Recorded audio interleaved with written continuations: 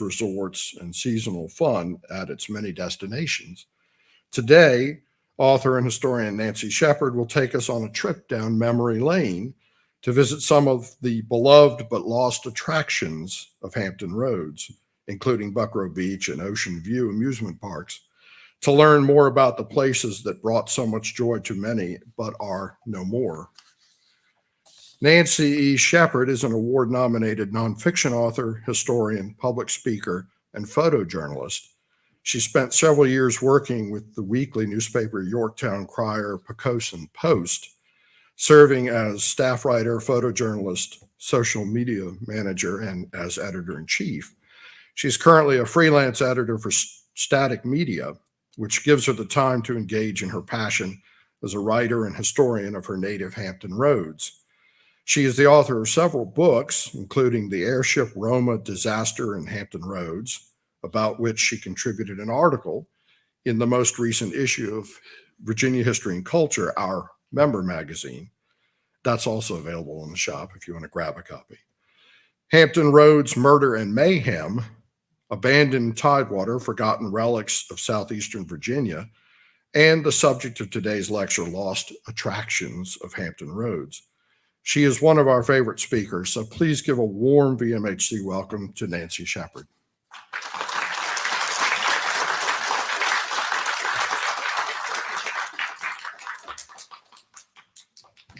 It's always nice when I get called a favorite. I'll take that gold star today. Anyway, I just want to thank you all for coming out. I know it's a bit blistery outside, so it's a good day to be inside and enjoying the air conditioning. And I would like to thank the Virginia Museum of History and Culture for having me back. I'm surprised they wanted me back. No, I'm just kidding. And I look forward to talking with you today about this wonderful subject. So today we're going to talk about the different, as Graham said, the different parks and places that built my home, the Tidewater or Hampton Roads. It depends on who you ask, and we'll talk about that in a second. And nothing quite taps into the sentimental vein, quite like thinking back to those happiest memories of childhood, your teenage years. What was that first roller coaster you rode? What was that restaurant you had your first date at? And where did you and your friends hang out on hot summer afternoons? What were these beautiful moments of youth that make you think back and smile? And today we're going to talk about some of those places. Now, Hampton Roads, which we'll clarify where we're talking about in a second, is a place that's built on two things. And that's the military and tourism. Today, we're going to primarily focus on the latter of these two, with military kind of dashed in. We'll join Teddy Roosevelt at a World's Fair. We'll take a spin on rides at Ocean View and Buckroe Beach parks. We'll dig into the Old West that was briefly alive in Virginia Beach. And we'll trace the roots of Tidewater's vibrant tourism history while begging the question, if these places no longer exist physically, are they ever really lost? So as Julie Andrews would say, let's start at the very beginning.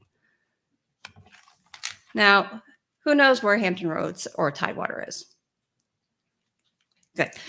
For those who don't, this is, you have to excuse my fun little graphic here that I have, the most southeastern corner of our Commonwealth.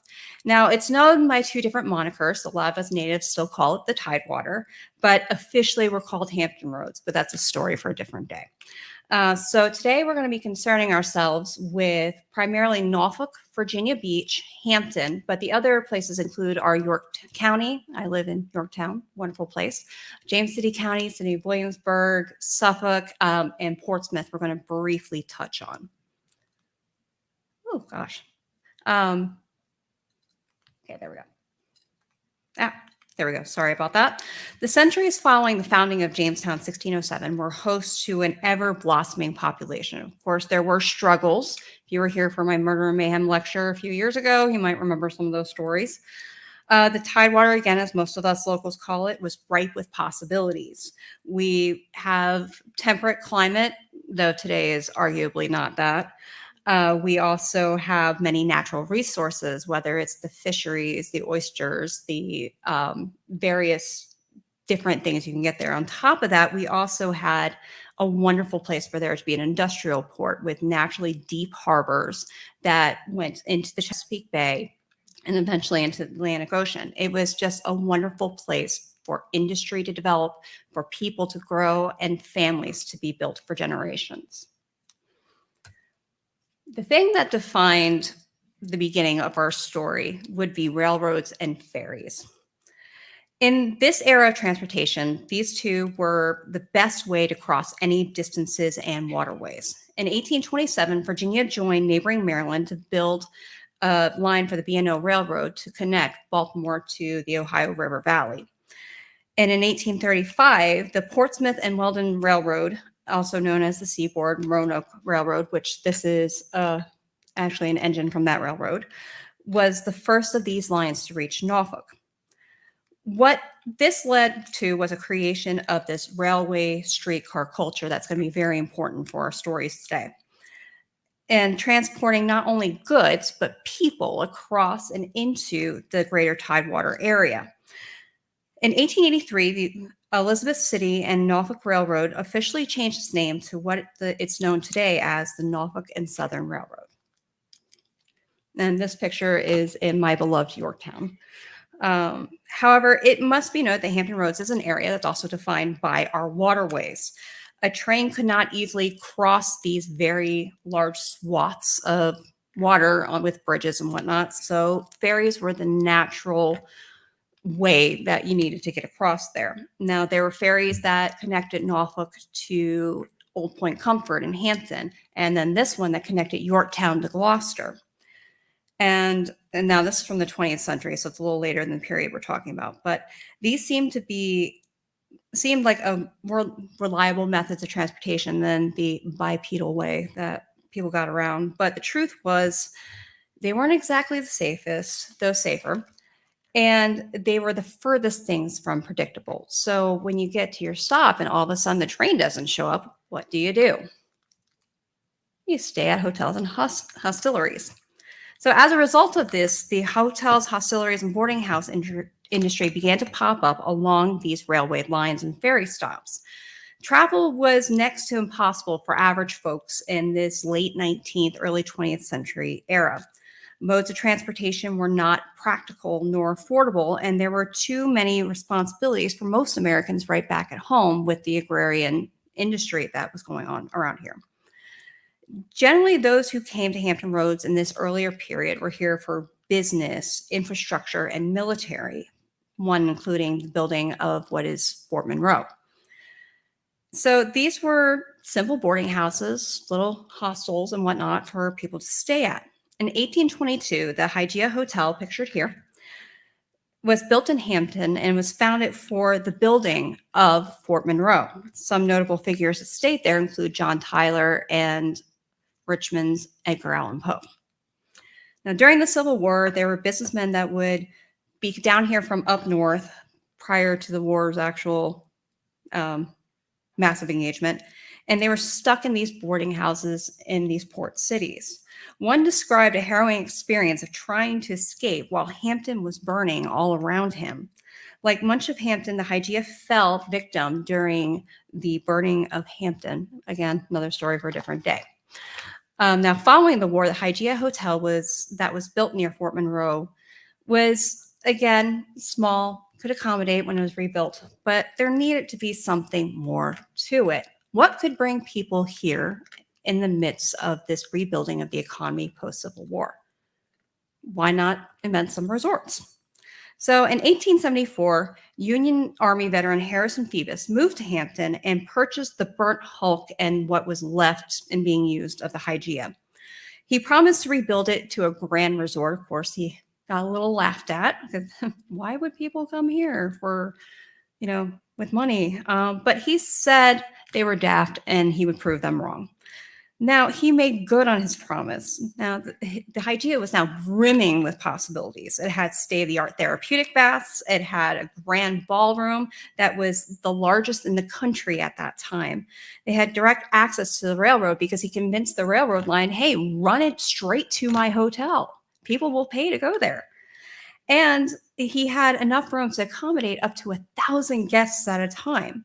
The Hygeia became a welcome respite for the guests to take in the fanciful amenities, live music, while enjoying the salt air and the pleasant breezes along that waterway, along with the beautiful beaches.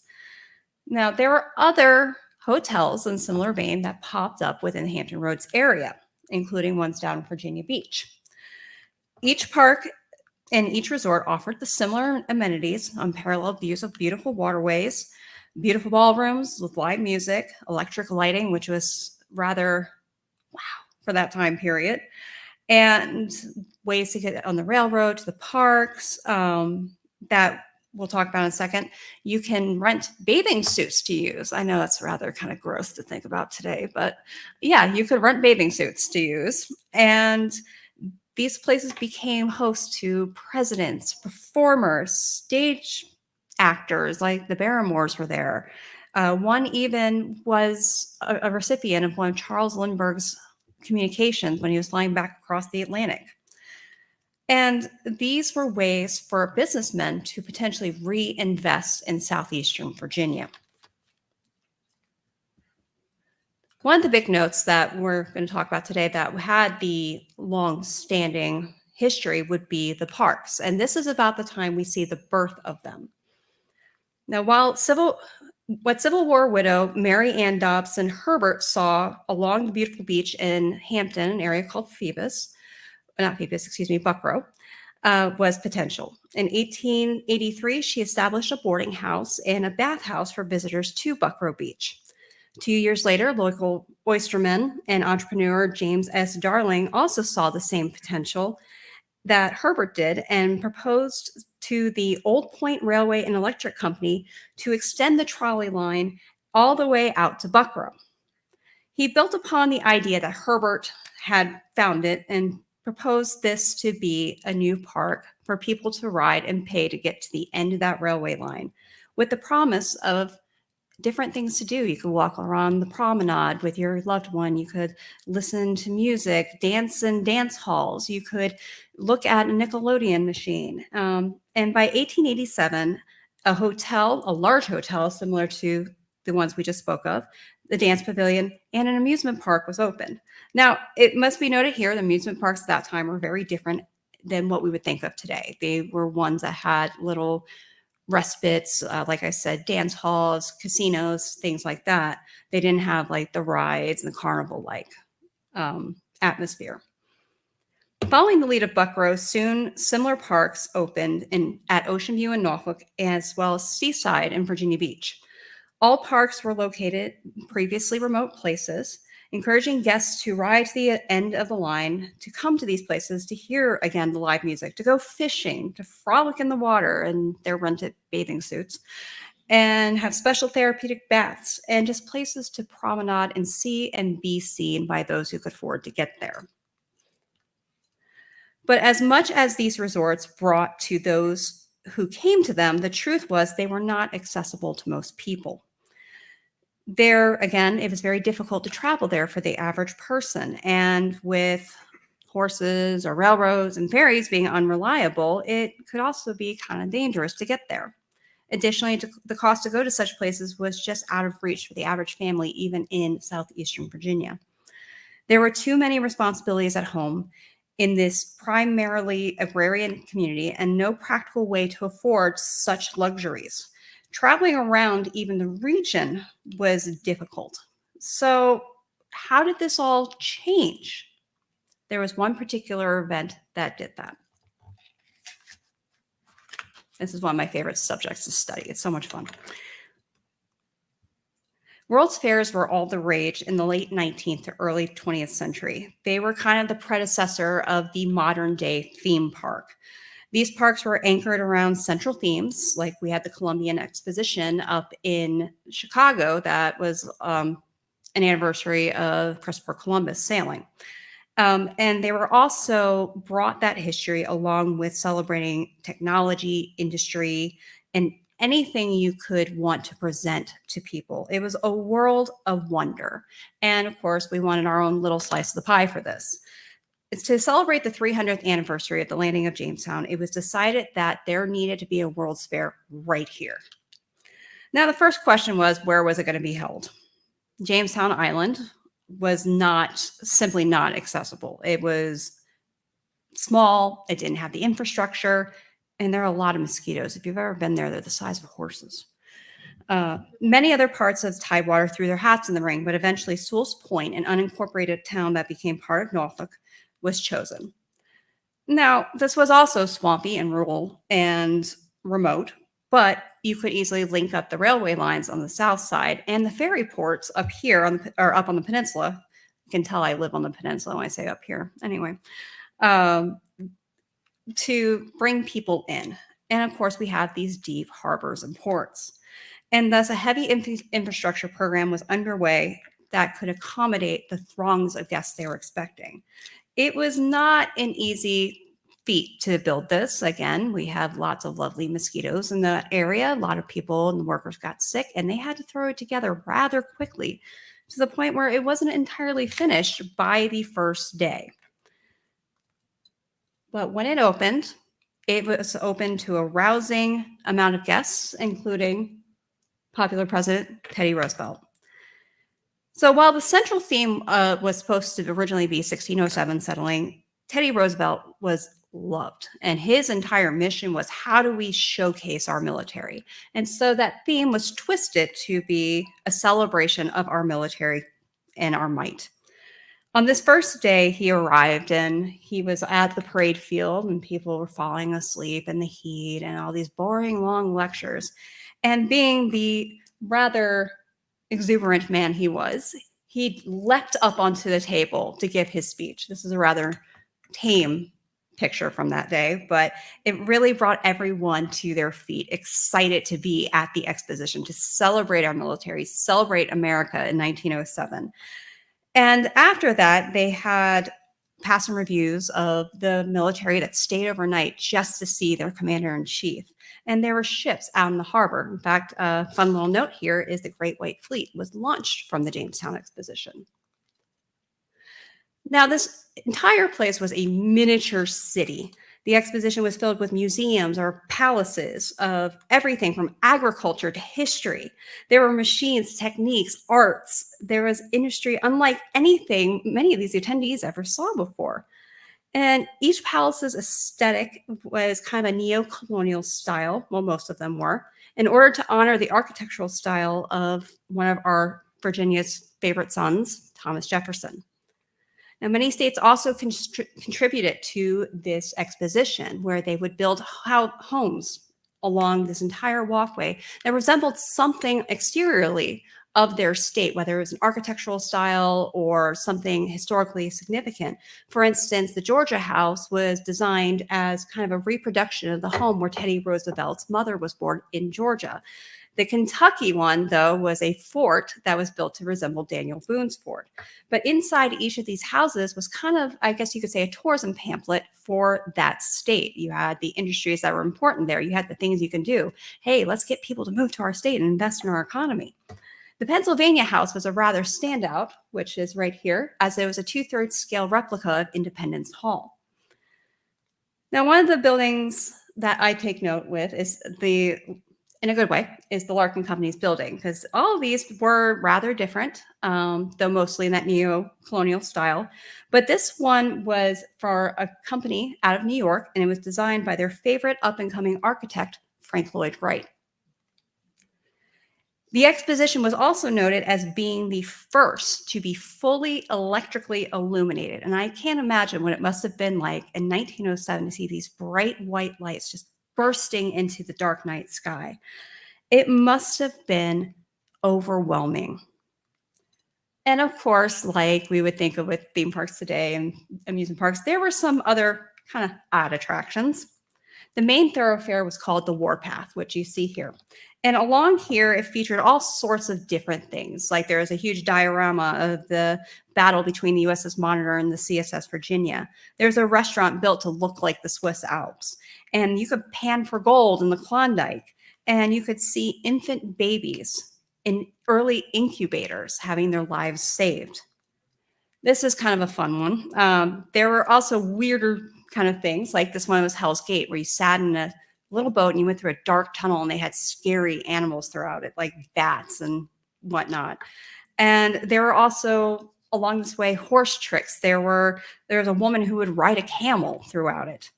And basically their entire point was to transport guests to far off and exotic places like the Middle East or Asia, where many of them probably would never go.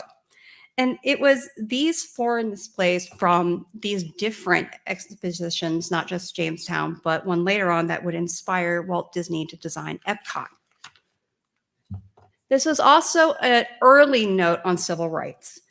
Now, despite being 20th century, early 20th century America, in the South, the exposition was in many ways a place for all people, though segregated.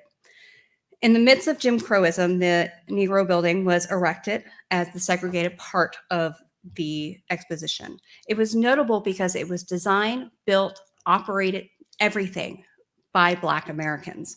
In fact, it said that Teddy Roosevelt's 2 visits to the exposition, this was the only building he would go to. There were also other famous and notable figures, including Booker T. Washington, who went out of his way to make sure he came to show his face here.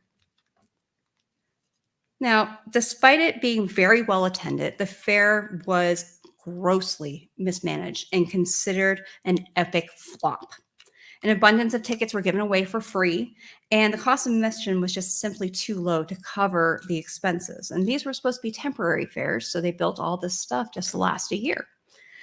By the end of the fair's run on December 1st, 1907, the grounds were largely abandoned and left in disrepair until 1917, when one monumental event occurred that made it get a second look, and that was World War I. The United States Navy needed a central location to build a good port, a good base for first the sea and then the air wing. And they looked at the property with some infrastructure already there, its location, it was perfect. Oh, gosh. Today, some of the buildings remain as part of Naval Station Norfolk. The state houses that survived are Admiral's Row.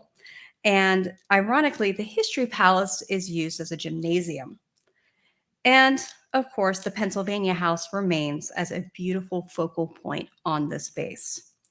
So while it fair itself was an epic failure, the exposition itself is what also birthed our tourism industry down in southeastern Virginia, because it encouraged people to come and see our beautiful place. It created more infrastructure, and it just changed the way people viewed the Tidewater.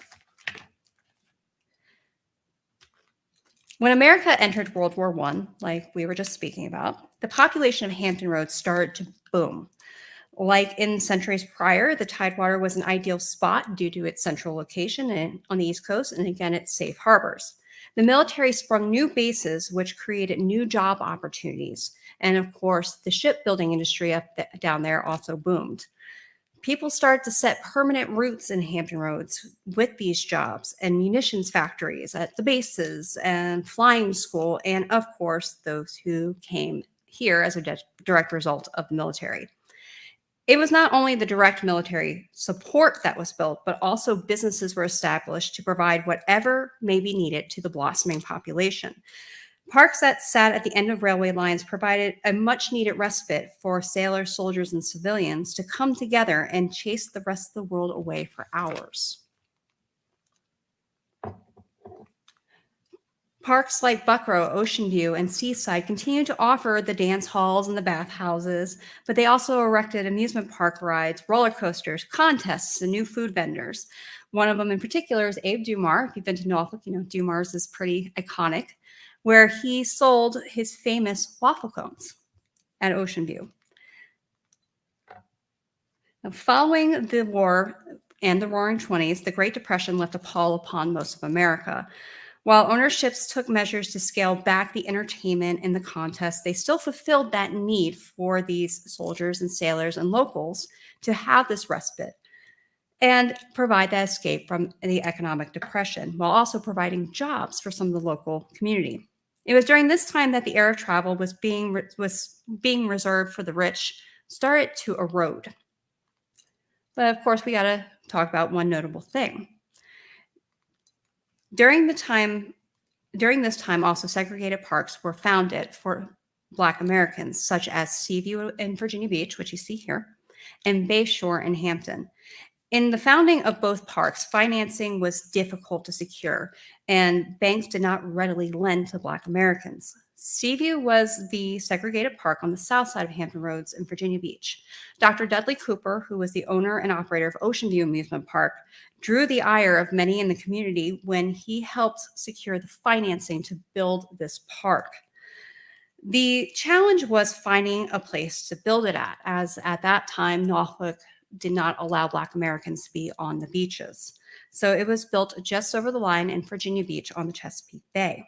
The park featured a dance hall, a handful of rides, live music, and an impressive line of performers, including Louis Armstrong. There was a nice spread put in Life magazine, actually touting it as the greatest resort for Black Americans. Now, Bayshore had a bit of a different origin story. It was very notable because the park, which was founded originally in the 19th century, was entirely financed, owned, and operated by Black Americans. While Seaview sat some distance from Ocean View, Bayshore sat literally right next to Buckroe Beach, and there was only a thin fence dividing the two. It featured similar amenities as the park next door, but the financing wasn't there to purchase high-end attractions that were featured at Buckroe. Now, while these parks were a welcomed and appreciated getaway for Black Americans, it was also noted that due to the restrictions we previously mentioned, they were not equal. I love this video. World War II was a time of tragedy and magnificent change in American society. Like World War I, the era was one that saw a blossoming in Hampton Roads population. And just a side note, this was filmed at Seaview. These parks provided jobs for the local community. They were a place for local kids to hang out in the afternoon and the weak and weary soldiers and sailors to come and have some respite. Now, during the war itself, Ocean View erected a giant screen along the water side of the park as an attempt to kind of shield it from being seen to the U-boats that sat just off the coast. They also would have people come out, recruiters, and ways you could give back to the war effort throughout it. The common note between all these parks were, how do we support the war effort and our boys overseas? The thrills of the parks were added to by a blossoming motor vehicle industry, which saw the beginning of the end of streetcars that ferried passengers to their final destinations at the end of these railway lines. And they were replaced just after the war by buses. But everything we know about amusement parks today was truly defined by the next generation of patrons. I would like to introduce you to Harry and Evelyn Cantor. These are my grandparents. And this is my mother, who's here today. Took this picture of them in Virginia Beach. Now, following the end of World War II, the greatest generation gave birth to the baby boomers. A vibrant middle class was established, and former service members took advantage of their GI Bill benefits. Employers started offering incentives and time off. And these greatest generation parents wanted to take their kids to do things they weren't able to do when they were younger. And during this, the resort areas began to rebrand themselves from being kind of this ritzy, snobbish kind of atmosphere to being one that invited families.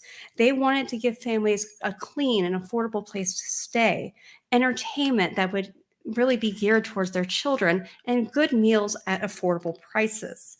And this is where we see what we think of as these resorts come to life.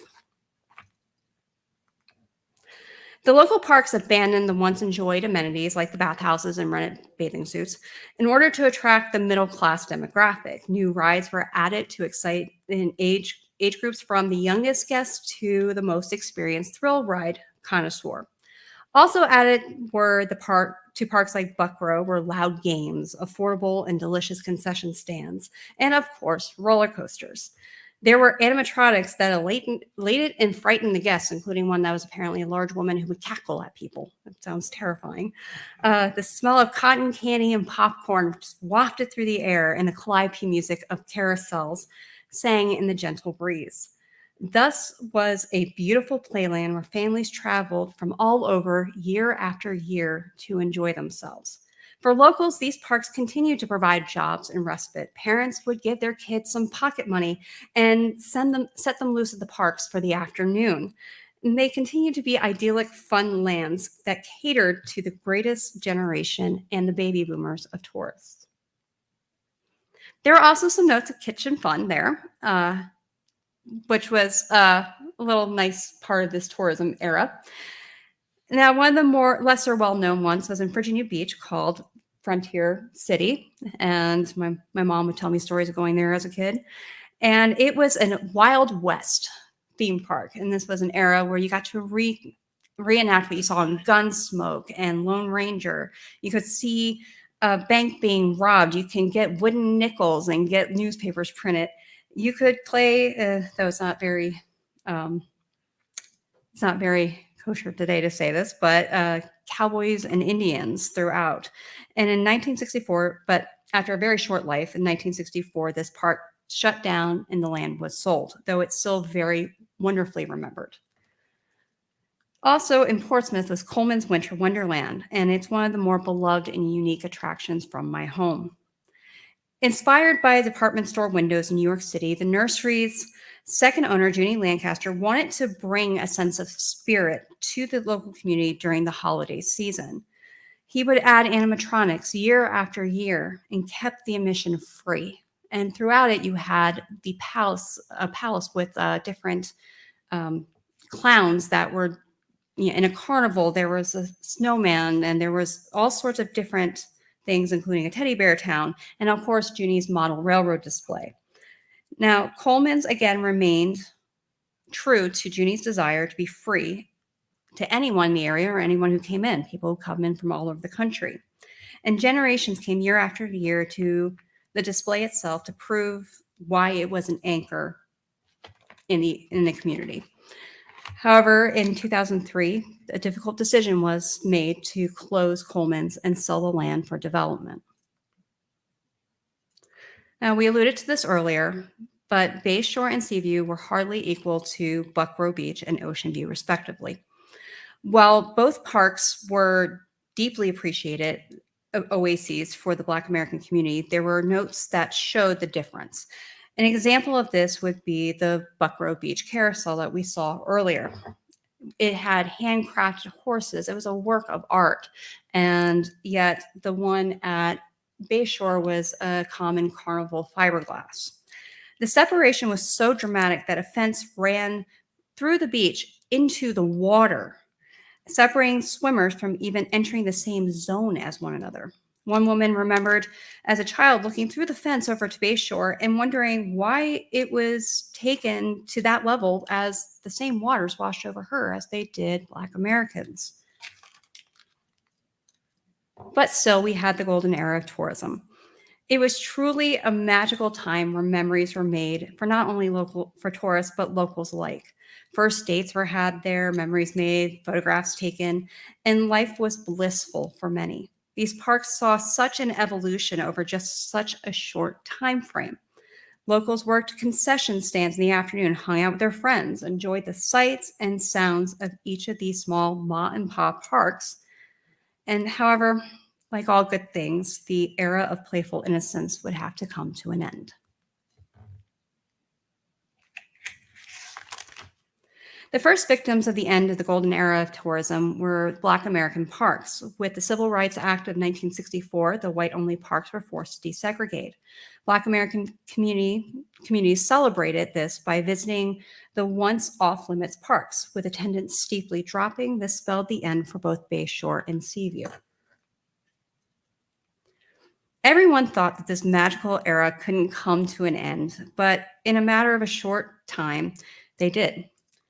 In 1975, King's Dominion was opened in Doswell, and more pertinent to the parks we're speaking of today, Busch Gardens, the Old Country, opened in Williamsburg. This is one of their original roller coasters. These two corporate-owned parks had state-of-the-art attractions. They had a single admission price, while local parks, you paid per ride. And each was beautifully themed throughout. They began to strangle the different parks and attractions in neighboring cities. Compounding the problem was the gas crisis of the late 1970s. People stopped traveling as much and instead chose to stay home.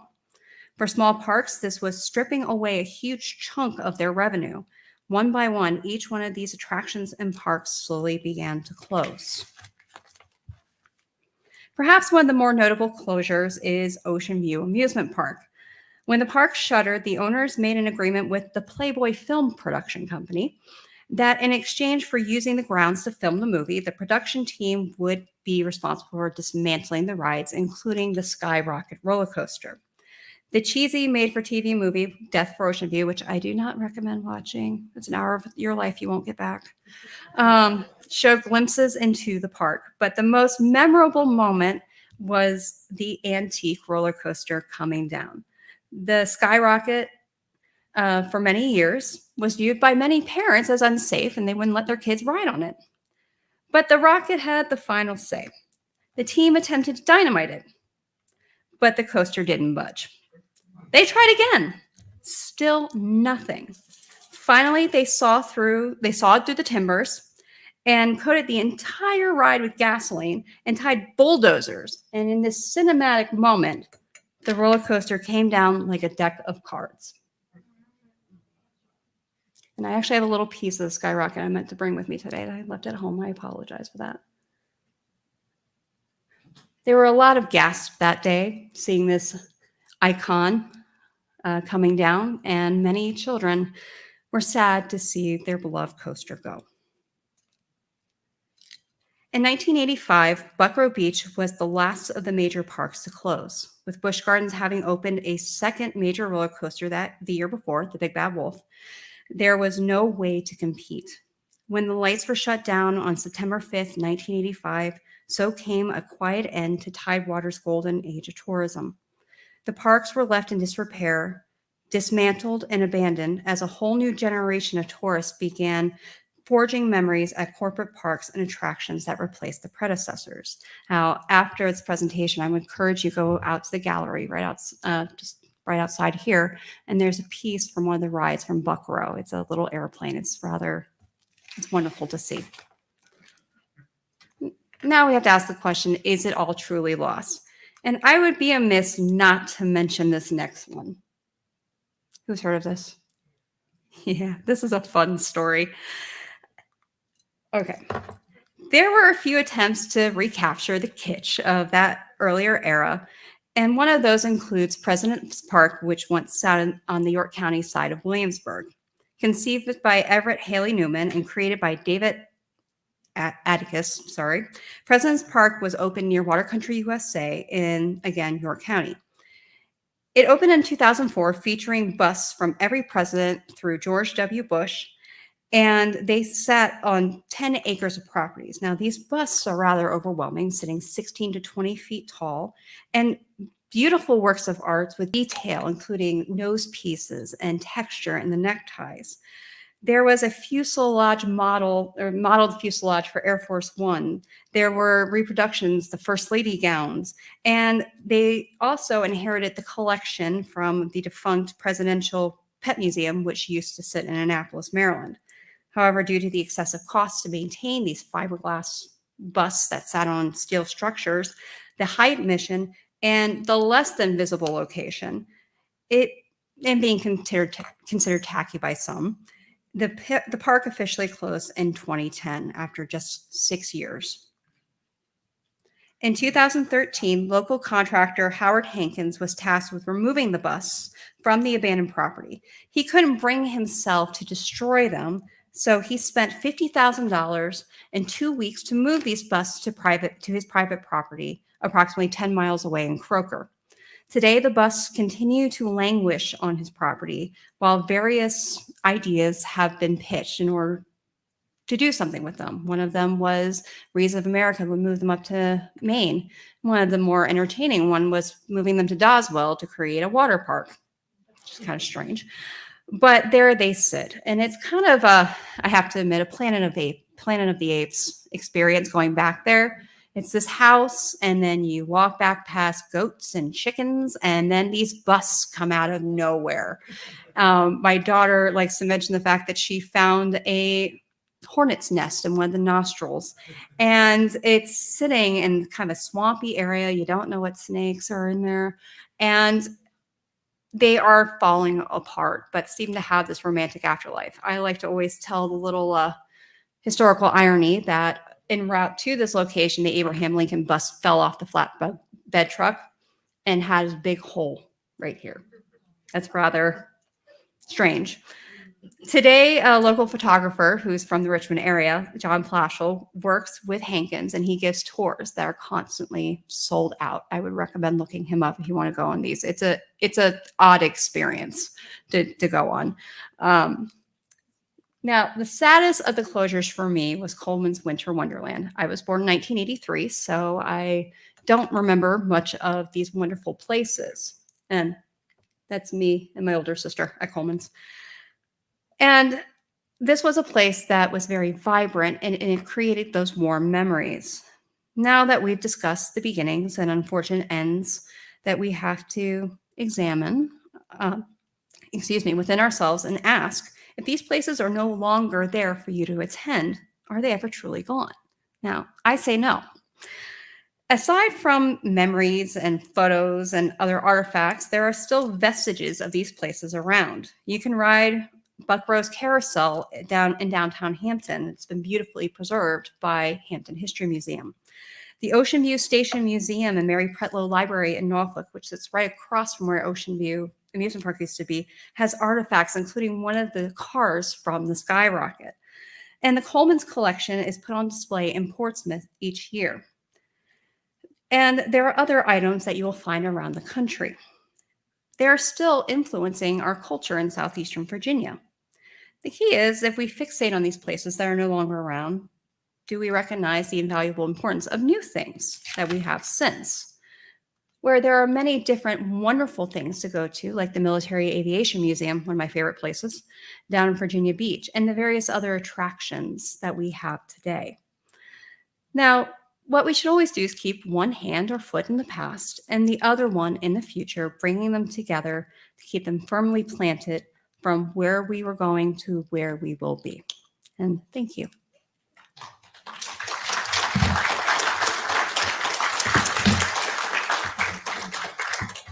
I think Graham's going to walk around. If you have questions, comments, want to throw tomatoes at my head, feel free.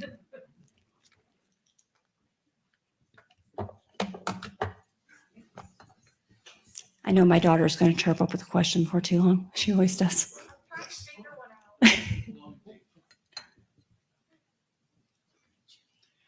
Why no mention of Colonial Beach?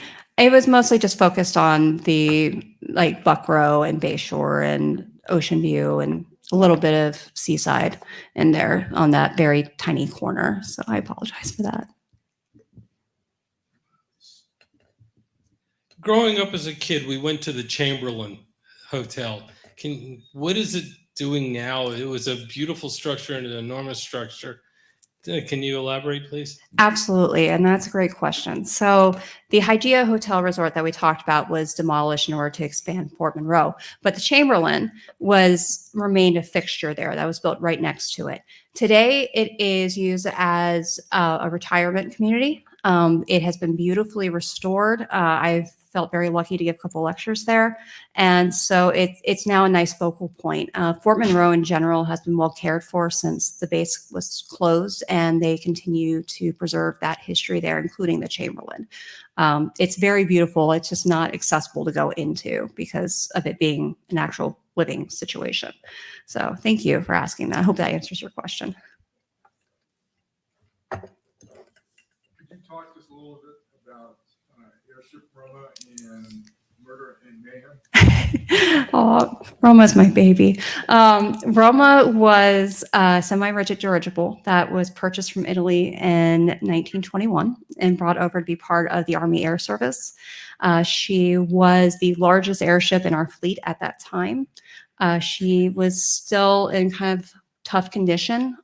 So on February 21st, 1922, it crashed in Norfolk during a trial flight, killing 34 of the 45 men, officers, and civilians on board. It was the deadliest disaster of a U.S. hydrogen airship, but it was forgotten. And it's been my mission for, 13, 14 years now, to tell their story, bring their memories back, and let them be remembered. It's been my passion. So Murder Mayhem is it gross if I say it was a fun book to write?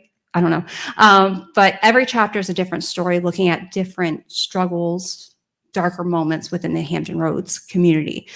So we talk about like the cannibalism that happened in Jamestown during the starving time. We talk about the different riots. We talk about the burning of Hampton. We go into even kind of a fun little practical joke that was played in Virginia Beach by the end. But it's all these darker notes that I feel like also construct the narrative of what an area is, because you don't talk about those things, you don't really understand what bonds a community together and where you learn from. So that one was an interesting one to write. But like I said, each chapter is a different story, starting in 1609 all the way through present day. So thank you. Now my daughter has a question. So over the course of writing Lost Attractions, what was your favorite attraction to look at? I think it would have to be the roller coasters. I am a bit of a roller coaster nut, as my children know. I rode the first roller coaster that got me over my fear of roller coasters was the Loch Ness Monster at Busch Gardens when I rode it with my uncle. And so it was looking at these roller coasters, what they were, how they influenced the culture, what people remembered about them. And the Skyrocket was completely fascinating because of that video we have. Again, it's a terrible movie, but that scene is worth seeing. So it was looking at that and that change, and then also getting to know the community and tourism culture that your grandparents grew up with, where that didn't really exist by the time I was born. So thank you. That's a good question, Emmy. Thank you. Anything else? Oh.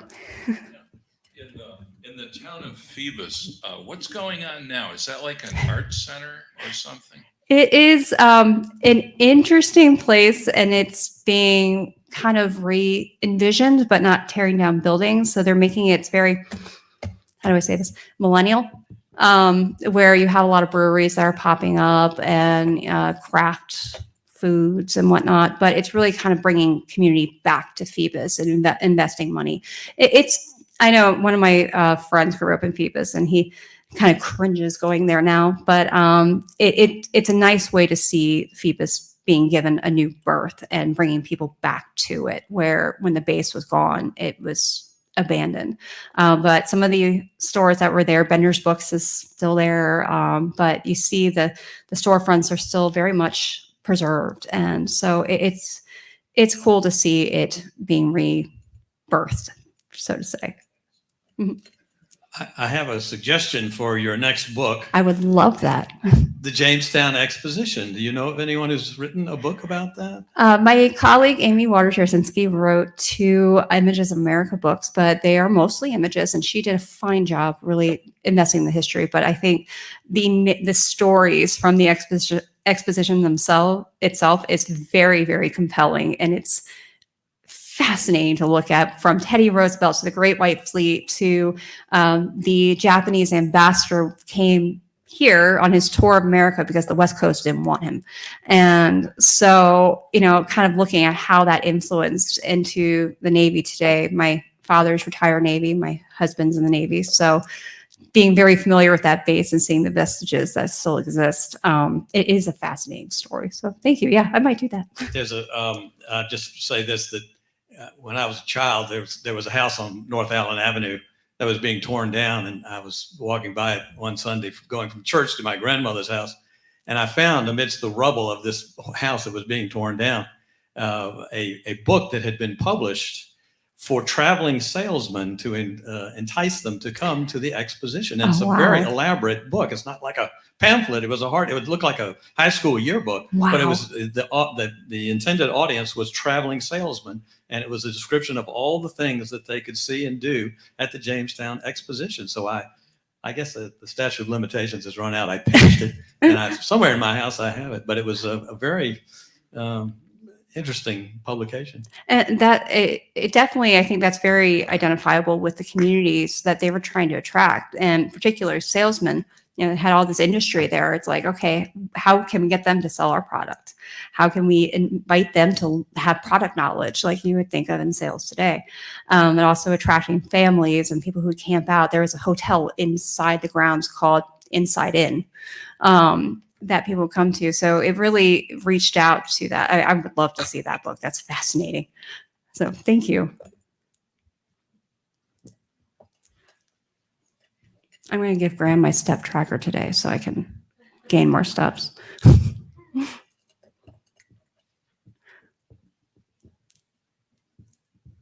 It seems to me that there was an amusement park right on the boardwalk in Virginia Beach around 30th Street, 31st, or somewhere in there. I think they call it Seaside Park. Is that correct? You didn't mention that, I don't think, in this. The unfortunate thing, there's not a lot out about it. One of the more notable parts was the Peppermint Beach Club that was there. It did have a small roller coaster, Leap the Dips type, but the Peppermint Beach Club had an afterlife too, and was around for a long time. But that was built during the golden age of tourism, and it was put at the end of 17th Street. And so it's that main thoroughfare down Shore Drive.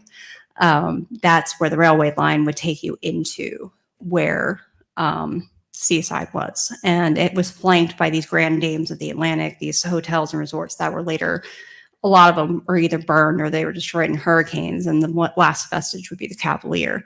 But then you have the families that would come to Seaside, and then up the road they go to Frontier City for those short period of time. But it was much, much smaller, and there's not a lot of, unfortunately, research about it that can be found. So I talk to my mom sometimes about it. And there's a little park there now, but it's definitely not the same as what was there. So thank you. Well, thank you very much, Nancy. Thank She'll you. be up in a lobby signing copies of her book. Thank you all. And I do encourage you, if you haven't been back to the museum since it reopened, walk around. It is outstanding, and please do. And thank you again for joining me today.